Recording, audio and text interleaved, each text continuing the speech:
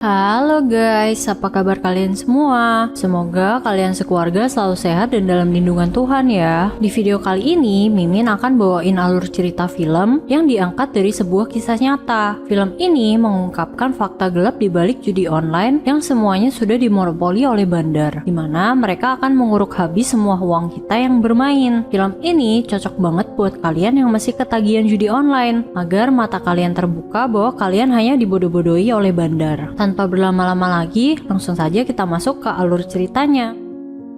Kisah ini berawal dari seorang pemuda bernama Pan Seng yang bekerja sebagai programmer di sebuah perusahaan. Pada suatu hari di acara kenaikan pangkat, Pan Seng berharap dirinya akan dipromosikan menjadi direktur karena kinerjanya yang sangat bagus. Namun ternyata perusahaan lebih memilih karyawan baru bernama Kevin yang akan menjadi direktur baru karena Kevin ini punya pengaruh orang dalam. Pan Seng yang merasa kecewa akhirnya mengundurkan diri saat itu juga.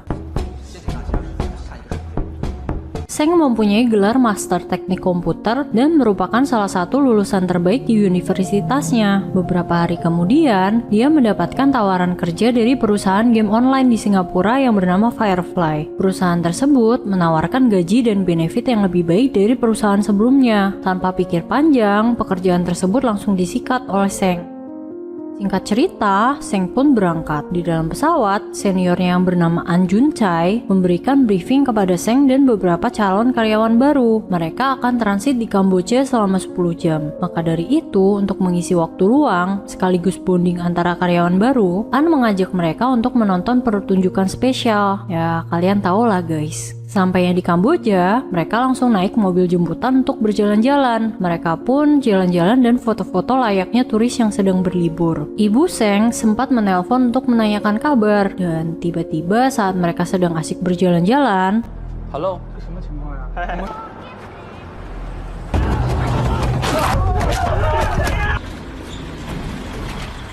sesampainya di sana, bos dari tempat tersebut yang bernama Lu Bingkun meminta maaf kepada mereka karena dibawa seperti itu. Kemudian, Lu membawa mereka berkeliling di tempat tersebut. Nampaknya, Lu memiliki ratusan lebih karyawan yang mengelola situs judi online. Singkat cerita, Lu menjelaskan bagaimana cara mereka bekerja. Kemudian, mereka juga diajak ke server room di mana programmer bekerja dan mendapatkan gaji yang lebih tinggi. Di sini, Lu juga menjelaskan bahwa mereka dilarang menggunakan HP dan berkomunikasi dengan dunia luar. Selanjutnya, mereka dibawa ke ruangan dengan sistem keamanan yang ketat. Ternyata di dalam ruangan tersebut adalah ruangan host bandar judol yang berisikan cewek-cewek cantik seksoi uhuy yang bertugas untuk melayani para customer memainkan poker, roulette, bakarat, dan permainan judi-judi lainnya.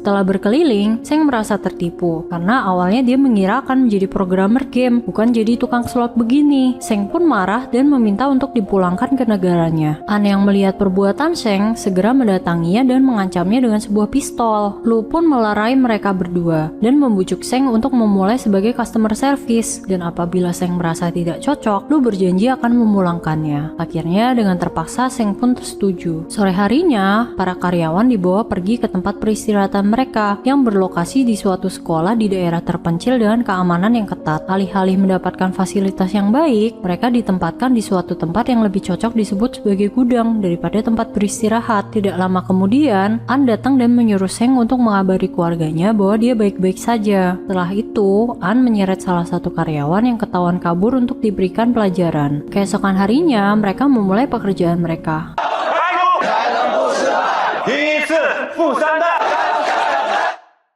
An mendatangi Seng untuk menyuruhnya menguraikan sebuah data web. Namun, melihat respon Seng yang menolak untuk mengerjakan hal tersebut, An segera menarik keras telinga Seng hingga hampir sobek. Untung saja Lu datang sebelum telinga Seng terputus dan meminta An untuk lebih sopan kepada Seng agar Seng mau menuruti perintahnya. Seng yang ketakutan pun segera memulai pekerjaannya. Nampaknya, Seng dan karyawan lain melakukan promosi judul melalui situs-situs web dan menyebarkan pesan ke database nomor HP dan email milik orang-orang. Di tengah-tengah jam kerja, Seng mencoba menuliskan pesan permintaan tolong di sebuah kertas. Kemudian, dia diam-diam pergi ke toilet, berharap dia bisa melemparkan kertas tersebut keluar melalui ventilasi. Sialnya, semua jendela di toilet sudah terkunci dan dipasangi teralis besi. Saat Seng memanjat sebuah kloset untuk membuka jendela, tiba-tiba kloset yang dia injak rusak dan membuatnya terjatuh. Dari dalam toilet, muncul seorang gadis cantik yang merupakan host judul yang ditemui Seng kemarin. Gadis tersebut bernama Liang Ana. Dulunya, Ana merupakan seorang model di sebuah agensi. Akan tetapi, suatu hari dia dipecat sepihak oleh agensinya karena fotonya digunakan sebagai iklan judi. Suatu hari, teman lamanya yang bernama Swang menawarinya sebuah pekerjaan. Swang memperkenalkan Ana kepada An untuk merekomendasikannya sebagai host judi online. Karena tawaran gaji yang sangat fantastis dan kebetulan Ana juga lagi mode BU, akhirnya Ana pun menerima penawaran dari An.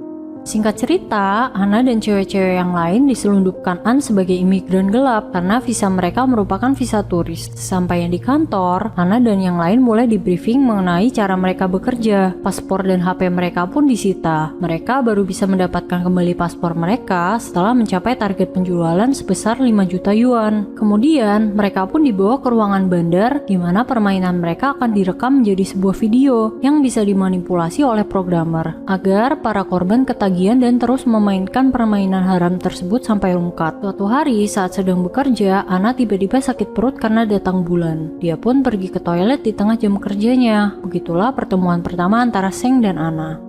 Ana menyarankan Seng untuk mengurungkan niatnya karena apabila ketahuan, yang menjadi taruhan adalah nyawa mereka. Akhirnya, Seng pun mempunyai ide. Dengan keahlian pemrogramannya, dia akan mengalihkan semua penjualan ke Ana agar Ana segera mencapai targetnya. Dengan begitu, Ana bisa mendapatkan kembali paspornya dan meminta bantuan keluar. Di tengah-tengah percakapan mereka, An datang mencari Ana. An pun segera menyeret dan menampar Ana karena sudah mangkir dari pekerjaannya. Namun, ternyata itu semata-mata hanya acting saja, karena tadi mereka terekam oleh CCTV dan memberikan Ana pembalut karena tahu dia sedang datang bulan. Di sisi lain, Seng yang ketakutan karena hampir ketahuan mencoba menghilangkan barang bukti dengan membuang kertas ke dalam toilet. Tetapi sialnya, kloset tersebut rusak dan kertasnya tidak bisa disiram. An yang mendengar suara keran rusak segera mengecek ke toilet. Seng pun terpaksa harus memakan kertas yang sudah dia masukkan ke dalam toilet. Agak jorok ya guys ya, cuman gimana ya? Scene berpindah ke sebuah geng anak kuliahan yang bekerja sambilan sebagai penerjemah di situs film. Mereka tiba-tiba mendapatkan email tawaran kerjasama untuk mempromosikan situs judul milik Lu dengan bayaran yang sangat besar. Tian, salah satu pemuda di geng tersebut, tiba-tiba tergoda dengan promosi judul Maxwin dari situs milik Lu. Tian pun bertemu dengan Ana yang menjadi bandar. Awalnya sih coba-coba, mulai dari taruhan kecil, Tian pun mulai bermain. Setelah permainan demi permainan dilalui, Tian pun mendapatkan keuntungan yang lumayan besar dan dia pun berhenti bermain. Keesokan harinya, dia memamerkan kemenangannya kepada teman-temannya. Menurut Tian, dengan menaikkan terus jumlah taruhan saat kalah, memungkinkan mereka untuk menang lebih besar. Tian pun mulai tergiur dengan teorinya sendiri. Dia mulai berani bertaruh dengan jumlah besar, dengan harapan dia bisa mendapatkan keuntungan yang lebih besar juga. Dia berencana untuk memberikan kado untuk ayangnya, jadi dia nekat untuk all in. Kemudian saat dia all in, duar, Tian pun ternyata kalah guys. Di kantor, An menyuruh Seng untuk menawarkan Tian pinjaman serta memberinya info penawaran istimewa. Seng mengirimkan pesan suara berisi tawaran istimewa game roulette dengan jaminan menang yang lebih besar. Karena sudah terlanjur janji untuk memberikan kado ke ayangnya yang bernama Songyu, Tian pun nekat meminjam uang. Keesokan harinya, Tian pun memberikan kadonya kepada Songyu. Di tengah-tengah perbucinan, Tian mendapatkan pesan petunjuk gacor dari Seng yang menyamar sebagai Ana. Tiba-tiba ponselnya lobet, tetapi Tian yang sudah terlanjur kagok segera berlari mencari powerbank agar dia bisa ikut permainan roulette. Tian pun akhirnya berhasil memasang taruhan dan memenangkan permainan. Keesokan harinya saat sedang bekerja, Seng yang menyamar sebagai Ana kembali menawarkan taruhan sepak bola yang lebih menguntungkan. Nampaknya Tian langsung tertarik dengan tawaran Ana. Sifat serakahnya pun muncul setelah mendapatkan kemenangan kemarin. Bahkan dia sampai meminta gajinya 3 bulan di muka kepada atasannya untuk dijadikan model judai. Tidak hanya itu, di sela-sela jam kerjanya, Tian menjadi terbagi fokusnya sambil bermain judai. Bahkan dia sampai dimarahin oleh atasannya karena fokus ke HP saat sedang meeting pekerjaan. Target penjualan Ana pun terus naik seiring Tian makin gila menaikkan taruhannya. Tian pun makin gelap mata. Dia menjual sepatu-sepatu miliknya dan menyuruh orang-orang untuk mendownload game haram tersebut dengan kode referral miliknya agar dia bisa mendapatkan tambahan saldo untuk bermain. Tidak cukup sampai situ saja, dia sampai berbohong pada ibunya dengan meminjam uang 50.000 yuan dengan alasan untuk modal usaha. Sampai pada akhirnya debt collector pun mendatangi rumah Tian. Karena Tian tidak bisa membayar hutang-hutangnya, para debt collector membawa Tian ke beberapa klinik untuk mendonorkan darahnya guna dijual. Kedua orang tua Tian yang tidak tega melihat kondisi anaknya yang lemas hampir kehabisan darah, akhirnya membayarkan semua hutang-hutang milik Tian. Kemudian, orang tua Tian merehabilitasi Tian di dalam rumah dengan harapan bisa menghentikan kecanduannya. Tian pun diberikan ponsel jadul agar tidak bisa bermain game slot lagi. Bukannya kapok, Tian malah makin menjadi-jadi. Dia menggadaikan mobil mewah Mustang miliknya yang merupakan hadiah ulang tahun dari ayahnya seharga 300.000 yuan. Di sisi lain, ibunya yang sedang beres-beres kamar Tian menemukan fakta bahwa Tian sudah menghabiskan seluruh tabungan dan limit kartu kreditnya. Ibunya khawatir dan meminta Songyu untuk mengecek keadaan Tian. Dan benar saja, si abang ini malah lagi di klub buat nonton judai bola. Setelah bertemu, Tian malah menyuruh Songyu untuk menghubungi Ana dan memasangkan taruhan untuknya. Dia menyuruh Songyu untuk memasang taruhan 200.000 yuan pada Korea Selatan dengan skor 2-0. Tian juga menyuruh Songyu memasang taruhan 100.000 yuan di Jerman dengan skor 2-0 juga. Singkat cerita, ternyata tebakan Tian benar. Tian pun sangat senang dan merayakan hal tersebut. Udah loncat sana sini. Ternyata Songyu membatalkan taruhannya di menit-menit terakhir karena takut Tian kalah lagi. Mendengar hal tersebut, ketika harapannya itu pun redup.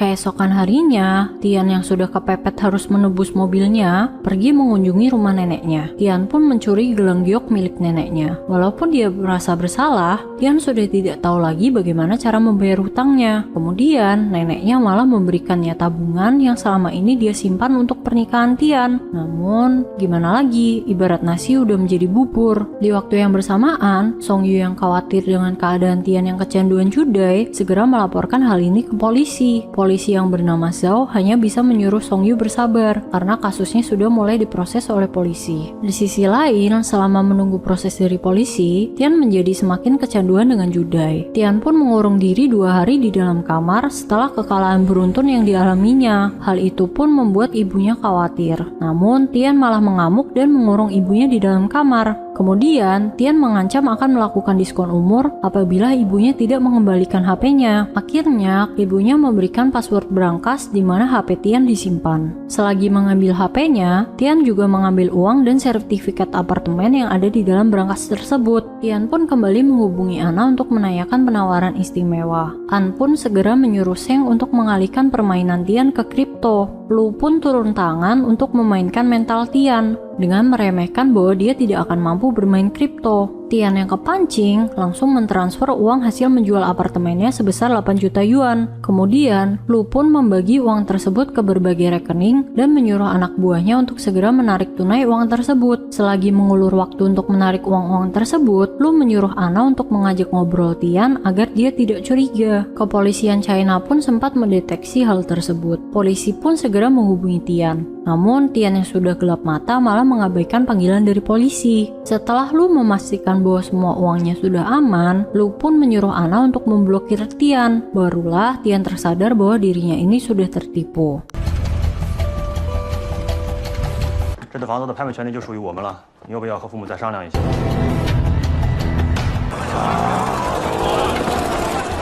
你不要再相信他了，他就是个骗子。 Di waktu yang bersamaan, orang tua Tian bersama Songyu mencari-cari dirinya yang tidak bisa dihubungi. Untungnya, Songyu mendapatkan kabar dari temannya bahwa Tian saat ini sedang berada di apartemennya. Sesampainya di apartemen, Songyu menggedor-gedor pintu agar dibukakan. Tapi Tian yang sudah lemas habis tertipu 8 juta yuan hanya bisa menangis menyesali perbuatannya. Kemudian, Tian pun memutuskan untuk melakukan diskon umur dengan cara menjatuhkan diri dari balkon apartemennya. Di tempat lain, Lu dan anak buahnya sedang berpesta pora karena telah mendapatkan jackpot besar. Berbeda jauh dengan keluarga Tian yang saat ini sedang berduka. Berkat bantuan dari Seng mendapatkan jackpot, target penjualan Ana pun tercapai. dan dia bisa mendapatkan kembali paspornya. Akan tetapi, dia meminta Anna untuk menikahinya dan tetap menjadi bandar judul di sini. Kemudian, Seng pun mendatangi ruang kerja Lu dan mengatakan bahwa dia setuju untuk bekerja sama dengan Lu. Sekaligus, Seng meminta izin kepada Lu untuk mengirimkan sedikit pesan kepada keluarganya bahwa saat ini dia sedang baik-baik saja. Beberapa hari kemudian, Seng diberikan kenaikan jabatan oleh Lu. Dia pun diberikan kamar baru yang lebih layak. Di dalam kamarnya, Seng sempat menuliskan nomor darurat SOS di uang dolar miliknya. Selain itu, Lu juga memberikan liburan untuk Seng dan karyawan yang lain. Singkat cerita, saat sedang berjalan-jalan, Seng menitipkan uang dolar berisi nomor darurat kepada Anna. Anna yang mengerti maksud dari Seng segera menerimanya dan mengatakan bahwa dia akan membelanjakan uang tersebut. Mereka pun dipaksa liburan senang-senang dan difoto oleh An untuk dikirimkan ke keluarga mereka. Saat sedang makan di restoran, Anna mencoba membelanjakan uang tersebut. Dia menyuruh si kasir untuk menelpon nomor yang ada di uang tersebut. Namun, nampaknya si kasir ini tidak bisa bahasa Inggris. Saat berbalik badan, Anna tidak sengaja menabrak seorang pengunjung dan menjatuhkan uangnya. Untung saja, Seng melihatnya dan segera mengambil kembali uang tersebut.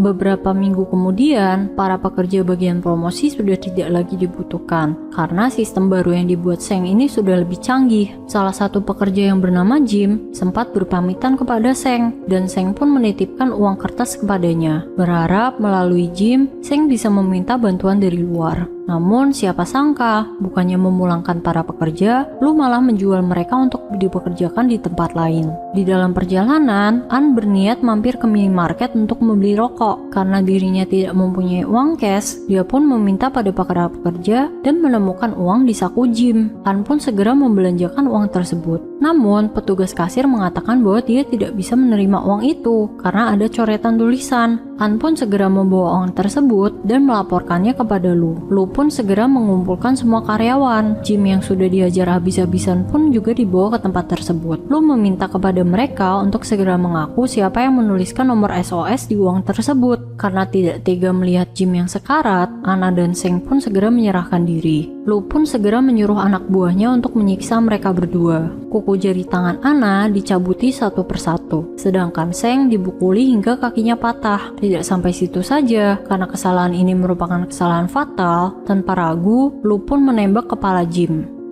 Saat perjalanan pulang ke asrama, Anna melihat ada polisi yang sedang patroli. Dia yang sudah lelah dan ingin kabur, nekat melompat keluar dari mobil. Singkat cerita, dia pun berhasil kabur dan pergi ke kantor polisi terdekat. Dia pun segera melaporkan ke polisi bahwa dirinya dan beberapa orang sudah diculik. Bukannya membantu, polisi malah mengunci semua pintu keluar. Kemudian, polisi malah menelpon An untuk segera menjemput Anna.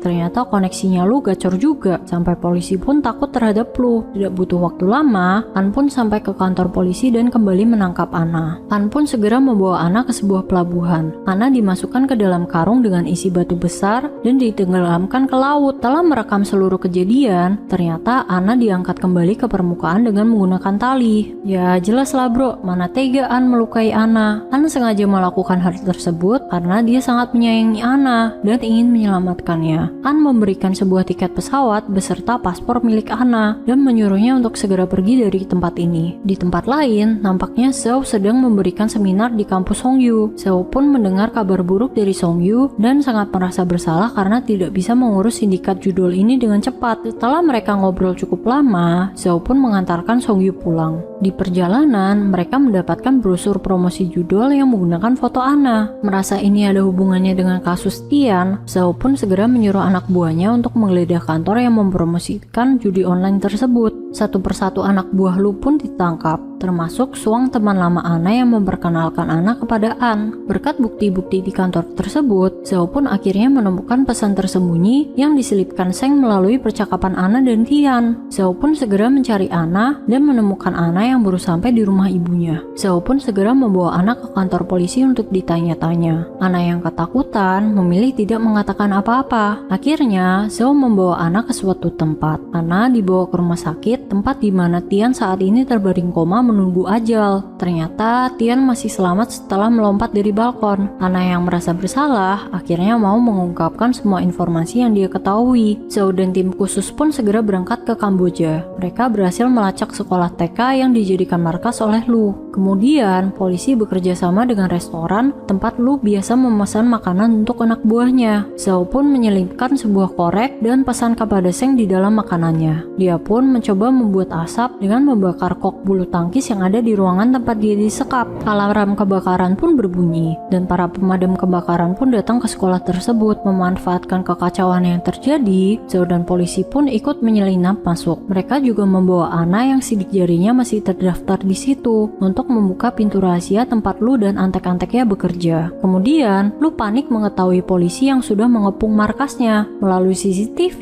dia pun kaget melihat Ana yang masih hidup. An pun segera menyerang Lu. Namun, bukannya marah, Lu malah menyuruh An untuk segera menghapus semua rekaman CCTV. Lu juga menyuruh seluruh anak buahnya untuk menghilangkan semua bukti dengan menghancurkan semua laptop dan perangkat elektronik. Kemudian, sebelum menyerahkan diri ke polisi, Lu pun menemui Seng untuk menyuruhnya mengantarkan putrinya ke mantan istrinya. Dia pun memberikan alamat kepada Seng dan menaruh jam mewah miliknya di tas putrinya sebagai bekal untuk putrinya hidup nanti tanpa dirinya. Zhao dan kepolisian pun berhasil meringkus Lu.